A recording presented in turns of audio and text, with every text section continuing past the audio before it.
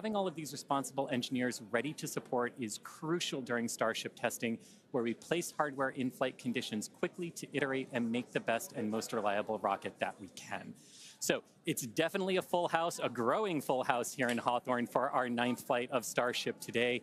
Every flight brings us a step closer to a future where Starship is flying multiple times a day, and I'm sure you all feel the same way down there in Texas, Dan and Jesse, but I can't wait to see Starship's launch today. How about you?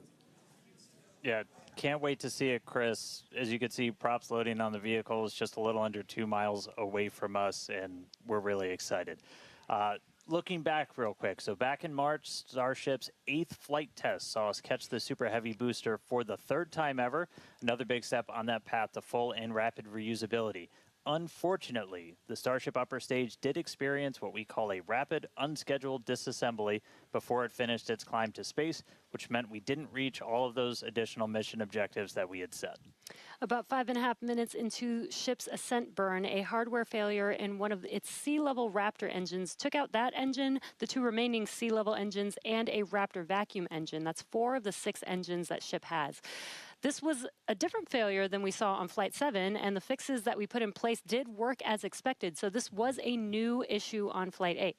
So welcome to iterative engineering. That's right. Losing hardware is a potential outcome of any test program. That's why we're always prepared with safety measures in place and also ready to have boots on the ground to assist with anything like debris cleanup. We can coordinate with all the necessary parties, organizations, administrations for safety in advance and in an ongoing basis during our test campaigns to plan for as many possible outcomes.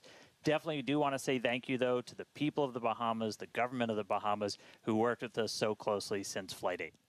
We took full responsibility for the cleanup, and in doing so, we had people on the ground in the Bahamas within 12 hours to help with debris recovery. So all that said, we're moving forward in our development cycle with safety at the top of mind, and we fly again today to get this current iteration of ship to space and back. That's right. Putting hardware in a flight environment as frequently as possible, so you're seeing how things behave all together in the real world, then you're solving problems as they pop up. That's how SpaceX developed their very first rocket, Falcon 1. Same philosophy was used to develop Falcon 9. Today, we're looking to get our first re-entry with the latest iteration of ship while intentionally stressing the Super Heavy vehicle during its return to get data on its boundaries. And by stressing, we mean that we'll be pushing the flight envelope of Super Heavy as we fly at a higher angle of attack during descent towards the Gulf. Angle of attack in this case means that Super Heavy is pitched up to maximize drag and slow return. Because of this test, we will not be attempting to catch and recover Super Heavy, which again is flying for its 2nd time today. So for a brief moment, this booster will hold the title as the Super Heavy flight leader. That's right. All right. Lot still ahead for today. Let's get into it real quick with this overview. As always, everything starts with a liftoff. 33 Raptor engines igniting. Super Heavy pushing itself and Starship into ascent over the Gulf. It's going to continue for about 2.5 minutes before we get to hot staging. Ship will ignite in its engines. Booster will do its boost back burn and begin its flight experiments back for a hard splashdown in the Gulf of America. Meanwhile, ship continues its burn into space. And ship will remain suborbital. We will be deploying 8 Starlink simulator satellites and then head towards re-entry. We'll relight a Raptor engine as well as test experiments during re-entry, such as missing tiles, metallic tiles, loading the vehicle's flaps, and then ship will attempt a flip maneuver, and if all goes planned, we'll conclude the test with a soft water splashdown in the Indian Ocean.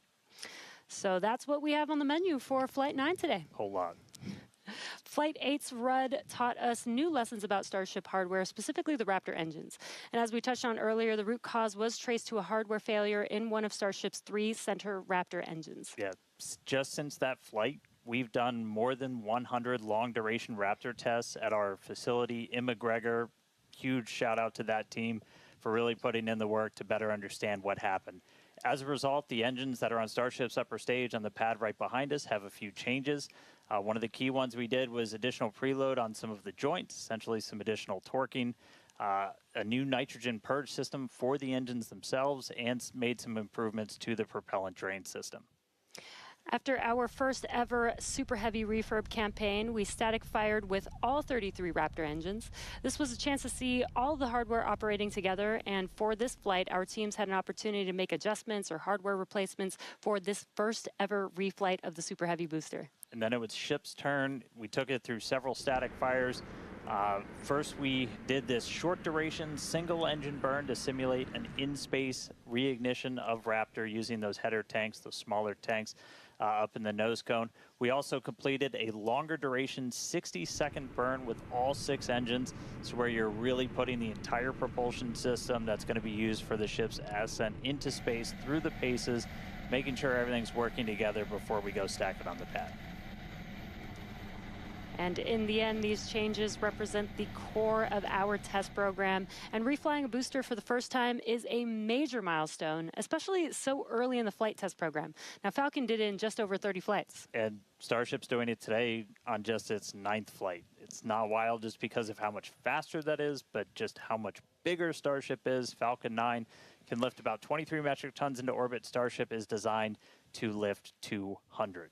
That is so exciting. And on top of that, we're also reflying engine 314 for its 3rd flight, which you might recall is the engine with a pie on the nozzle. And there you could see that engine there.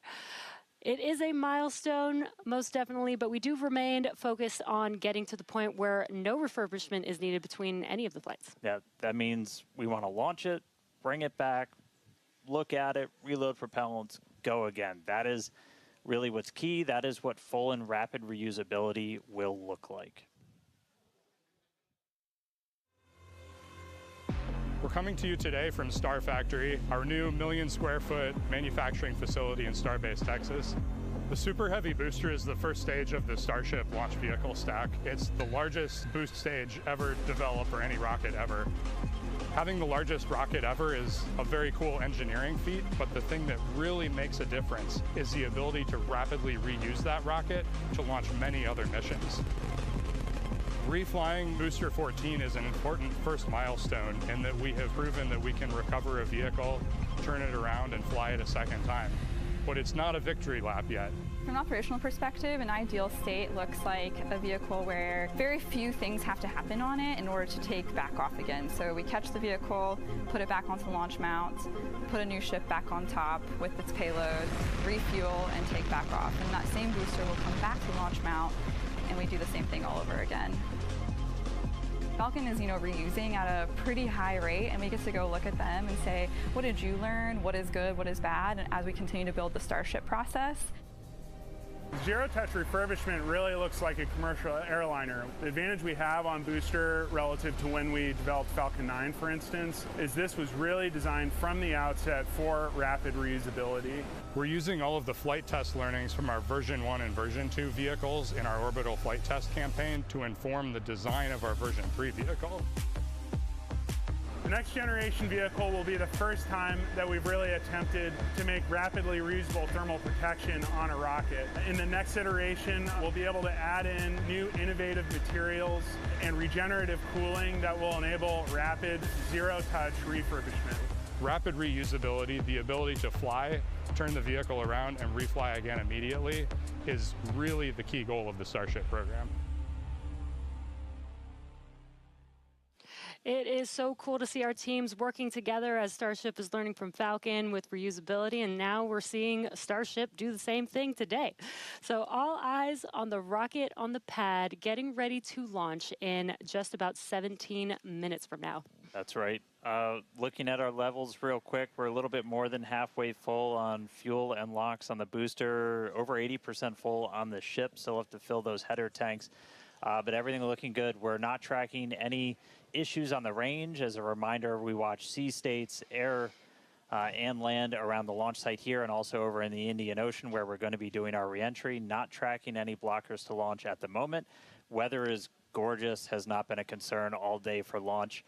We've been moving through all of our pre-flight checkouts pretty smoothly so far this morning, getting the ship and the booster ready for prop load, making sure guidance, navigation, and control are aligned. Everything's ready to go. You can see with the frost coming off, we're getting pretty full. We started loading All of the propellants on board both ships about 45 minutes or so before launch. They kind of stagger where we start with ship and then move into booster. We're going to continue loading these propellants on board until just about 3 minutes before liftoff. We'll close